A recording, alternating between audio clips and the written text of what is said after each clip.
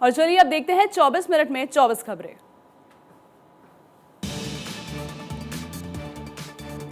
आज से बजट सत्र का आगाज होगा। कल वित्त मंत्री सदन में बजट पेश करेंगी।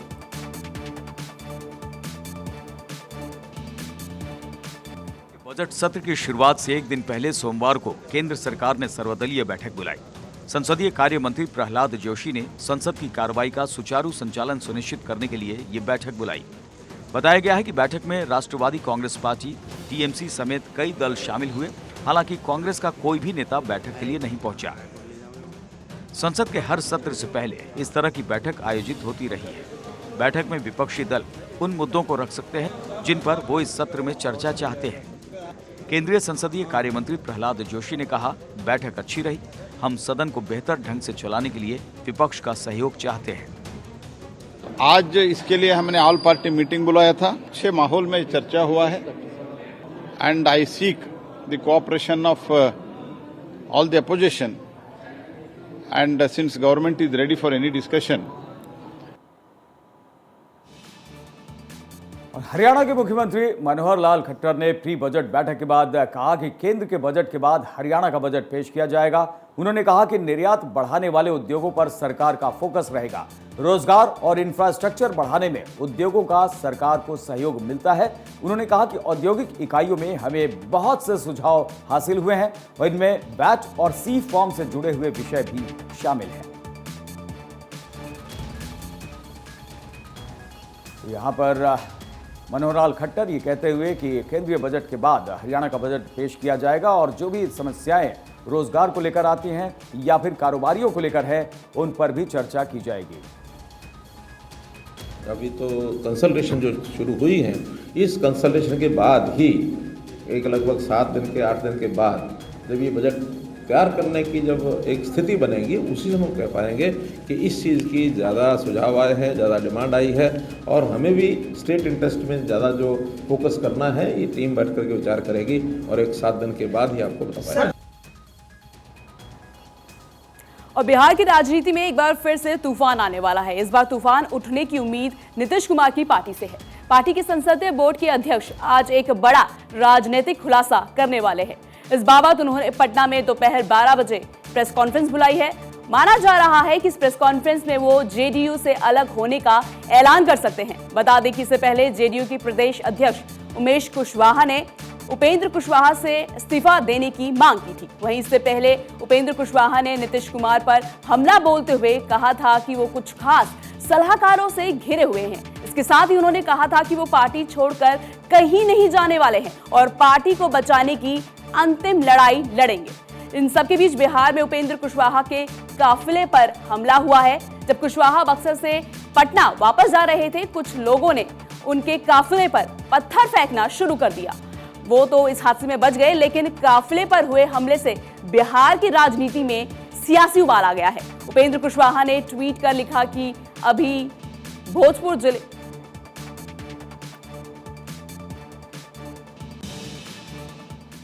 और राष्ट्रपति भवन का अमृत उद्यान आज से खुलने वाला है। अमृत उद्यान का नाम पहले मुगल गार्डन हुआ करता था। हालांकि शनिवार को राष्ट्रपति भवन के मुगल गार्डन का नाम बदलकर अमृत उद्यान कर दिया गया। ये उद्यान इस महीने की आखिरी तारीख को खुल जाएगा, यानी आज खुल रहा है और घूमने फिरने के शौकीन लोग यहाँ अलग अलग फूलों की खूबसूरती देखने के लिए जा सकते हैं। अमृत उद्यान आज से 26 मार्च तक खुला रहेगा। लोग सुबह 10 बजे से शाम 4 बजे तक यहाँ घूमने आ सकेंगे।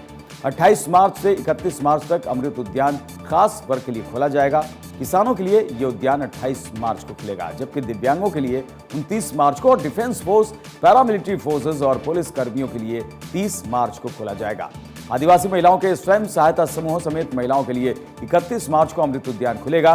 राष्ट्रपति भवन के गार्डन में long garden, circular garden, east lawn, central lawn शामिल है। 15 एकड़ में फैले हुए अमृत उद्यान में 150 से ज्यादा किस्मों के गुलाब और ट्यूलिप्स, डैफोडिल्स, एशियाई लिली और बाकी मनमोहक फूल हैं।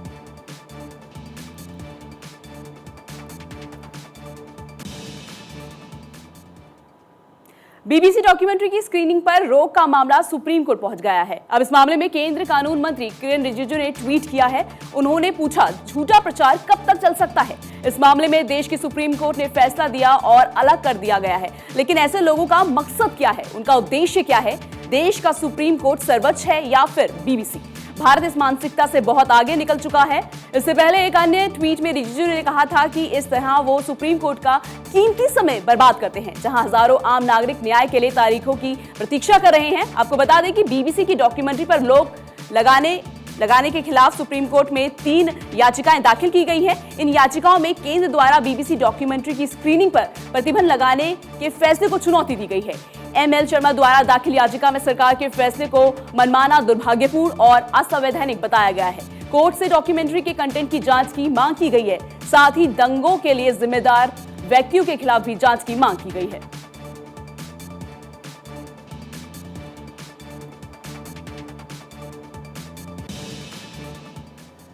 और बीबीसी की एक और डॉक्यूमेंट्री की वजह से अब यूरोप में विवाद खड़ा हो गया है। यह डॉक्यूमेंट्री यूक्रेन युद्ध को लेकर है, जिसमें ब्रिटेन के पूर्व पीएम बोरिस जॉनसन ने दावा किया है कि उनके प्रधानमंत्री रहते रूस के राष्ट्रपति व्लादिमीर पुतिन ने उन्हें जान से मारने की धमकी दी थी। ब्रिटेन के पूर्व प्रधानमंत्री बोरिस जॉनसन ने रूस के राष्ट्रपति व्लादिमीर पुतिन पर जान से मारने की धमकी देने का आरोप लगाया। बोरिस जॉनसन ने यह दावा बीबीसी की नई डॉक्यूमेंट्री में किया, जिसके बाद एक बार फिर से विवाद खड़ा हो गया। बोरिस जॉनसन ने कहा कि 24 फरवरी 2022 को यूक्रेन पर रूस के हमले के पहले उनकी पुतिन से फोन पर बात हुई थी। तब पुतिन ने धमकी देते हुए कहा था कि बोरिस, मैं तुम्हें कोई नुकसान नहीं पहुंचाना चाहता हूं, लेकिन मिसाइल अटैक से ऐसा करने में सिर्फ 1 मिनट लगेगा। इसके अलावा बोरिस ने कहा कि पुतिन उनकी बातों को गंभीरता से नहीं सुन रहे थे, वो कुछ समझने को तैयार नहीं थे। उन्हें कई बार रोकने की भी कोशिश की गई, लेकिन वो नहीं माने। आपको बता दें कि बोरिस जॉनसन ब्रिटेन के प्रधानमंत्री रहते हुए कई बार रूस का विरोध उन्होंने किया था।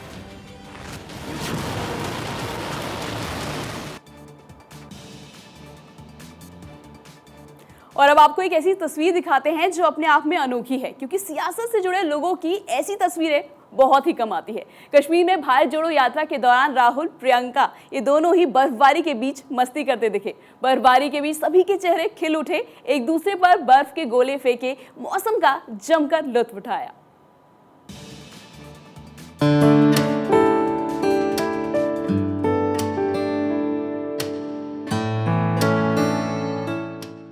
कश्मीर में भारत जोड़ो यात्रा के समापन में राहुल गांधी, प्रियंका गांधी का अलग रंग देखने को मिला।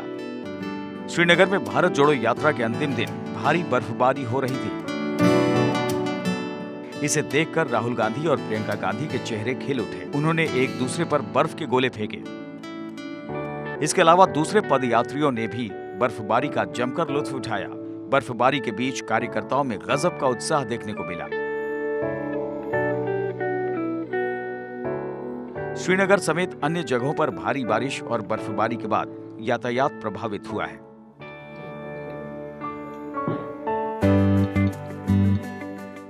भारी बर्फबारी जारी है, जिससे ठंड का सितम बढ़ गया है।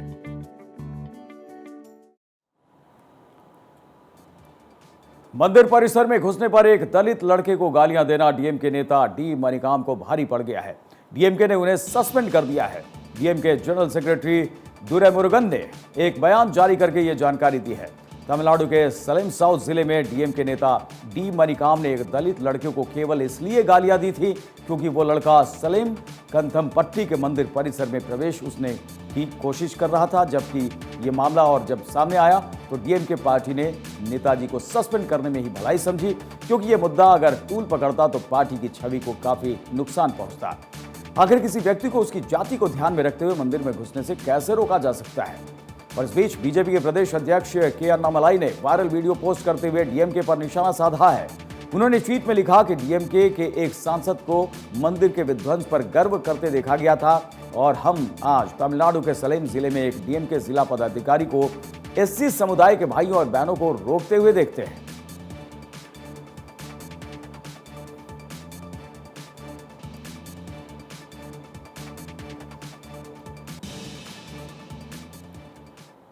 वोट बैंक के लिए नेताजी कुछ भी कर सकते हैं, ये तो हम सबने समझ लिया।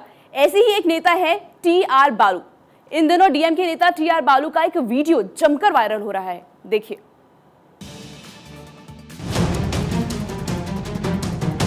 डीएमके नेता टीआर बालू का एक वीडियो इन दिनों सोशल मीडिया पर जमकर वायरल हो रहा है, जिसमें वो ये कहते सुनाई दे रहे हैं कि उन्होंने 100 साल पुराने 3 मंदिरों को तोड़ा है। इतना ही नहीं, वो तीनों मंदिरों के नाम और स्थान भी बता रहे हैं जिनको तोड़ा गया है। केंद्रीय मंत्री राजीव चंद्रशेखर ने वीडियो ट्वीट किया। इस बयान को लेकर बीजेपी ने कांग्रेस को आड़े हाथों लिया। इस वीडियो के कैप्शन में उन्होंने लिखा कि तमिलनाडु में राहुल गांधी और कांग्रेस के सहयोगी कैसे हिंदुओं के खिलाफ नफरत फैला रहे हैं। डीएमके सांसद टीआर बालू ने हाल ही में अपने नेता पर हमला करने की हिम्मत करने वाले को मारने और हाथ काटने की धमकी दी थी। सोशल मीडिया पर उनके इस बयान की कड़ी निंदा की गई। उनके भाषण की एक और क्लिप वायरल हो रही है। इस बार उन्होंने कथित तौर पर अपने निर्वाचन क्षेत्र में सदियों पुराने मंदिरों को गिराने की बात कही है।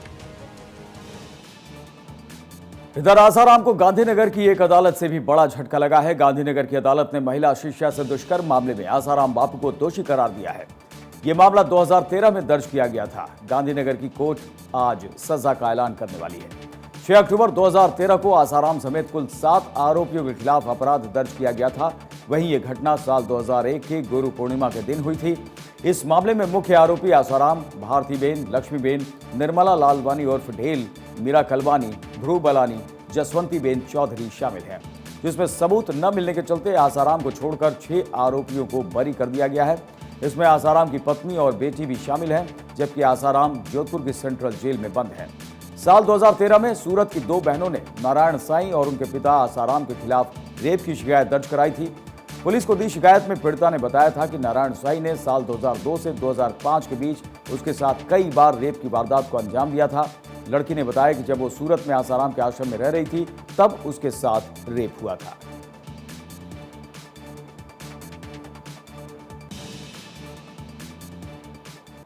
और अब बात राहुल गांधी की भारत जोड़ो यात्रा की। 145 दिन का सफर पूरा करने के बाद कांग्रेस की भारत जोड़ो यात्रा का समापन कश्मीर में हुआ। क्लोजिंग सेरेमनी में राहुल बीजेपी पर जमकर बरसे।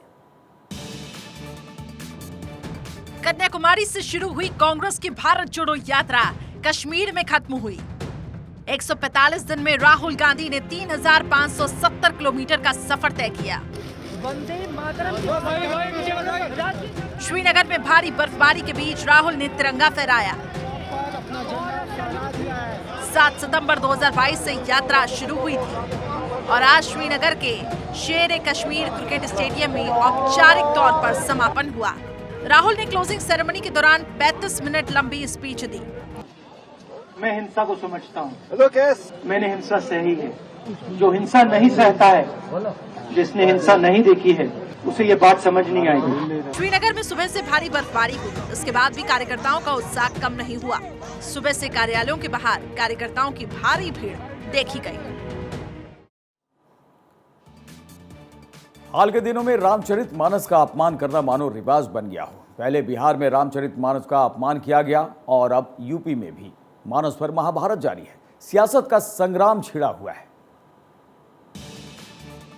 यूपी की राजधानी लखनऊ में रामचरितमानस की प्रतियां जलाने के मामले में समाजवादी पार्टी के राष्ट्रीय महासचिव स्वामी प्रसाद मौर्य और ओबीसी महासभा के 10 लोगों के खिलाफ एफआईआर दर्ज कर ली गई। साथ ही कुछ अज्ञात लोगों पर भी केस दर्ज किया गया।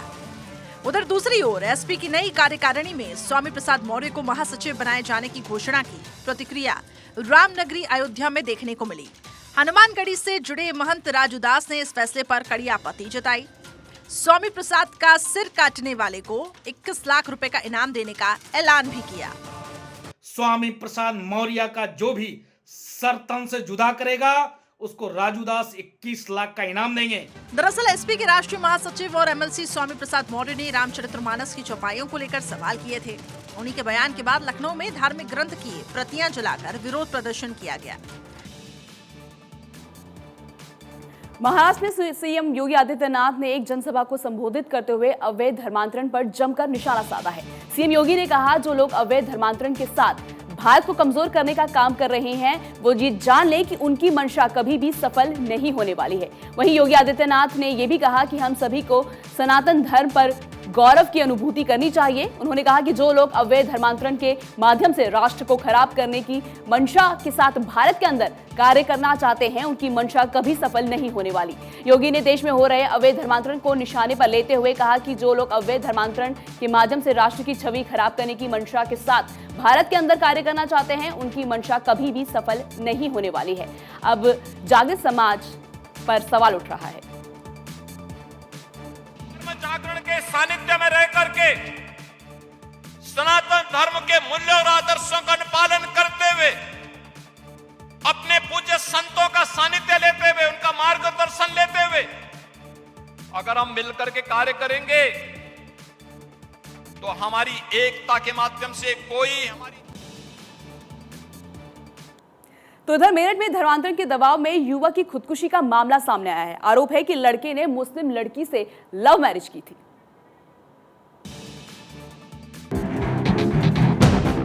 यूपी के मेरठ में धर्मांतरण के दबाव में फांसी लगाने का मामला सामने आया है। मामला नौचंदी इलाके के चित्रकूट कॉलोनी का है, जहां रहने वाले 23 साल के दुष्यंत चौधरी का शव उनके कमरे में पंखे से लटकता मिला। परिवार वालों ने आरोप लगाया कि युवक ने 3 साल पहले एक मुस्लिम लड़की से लव मैरिज की थी। उसके बाद से ही लड़की के घर वाले धर्म बदलने का दबाव डाल रहे थे, जिसके चलते उसने खुदकुशी कर ली। मामले में दुष्यंत के चचेरे भाई ने नौचंदी थाने में तहरीर दी है। हिंदूवादी संगठनों ने भी मामले में विरोध दर्ज कराया है और आरोपियों पर सख्त कार्रवाई की मांग की है। दुष्यंत के पिता का पहले ही निधन हो चुका है। वो घर में अपनी मां के साथ ही रहता था और डीजे का काम करके भरण पोषण करता था। उसने खुदकुशी से पहले अपनी पत्नी से फोन पर करीब 40 मिनट बात की थी। फोन को पुलिस ने जब्त कर लिया है। अयोध्या में राम मंदिर इसी साल बनकर तैयार हो जाएगा और 2024 मकर संक्रांति के बाद दर्शन भी होने लगेंगे। रामलला के गर्भगृह में 2 मूर्तियां विराजमान होंगी। अयोध्या में राम मंदिर का निर्माण बहुत ही तेजी से हो रहा है। हर बीते दिन के साथ राम भक्तों का इंतजार खत्म होता जा रहा है। पिछले 1 साल से राम जन्मभूमि तीर्थ क्षेत्र ट्रस्ट नेपाल की गंडक नदी की 2 विशाल शिलाओं को लाने का प्रयास कर रही थी, जो अब साकार हो गया है।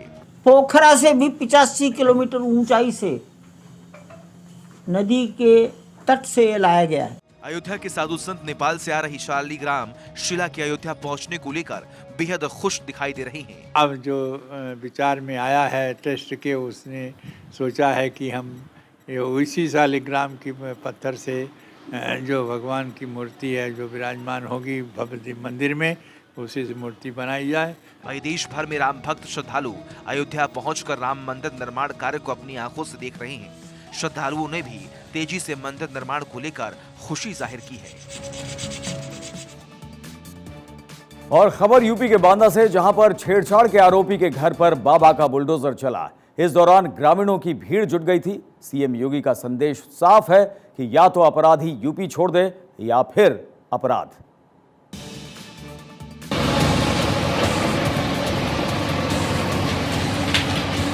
यूपी के बांदा में छेड़छाड़ के आरोपी के घर को जमींदोज कर दिया गया। मामला कालेंजर थाने क्षेत्र के गुड्डा कला गांव का है, जहां के रहने वाले राजन उर्फ संदीप दीक्षित ने पेट्रोल पंप पर पिता के साथ बाइक पर बैठी नाबालिग के साथ छेड़छाड़ की थी, जिसका वीडियो वायरल होने के बाद आरोपी को पुलिस ने शनिवार को गिरफ्तार कर जेल भेज दिया।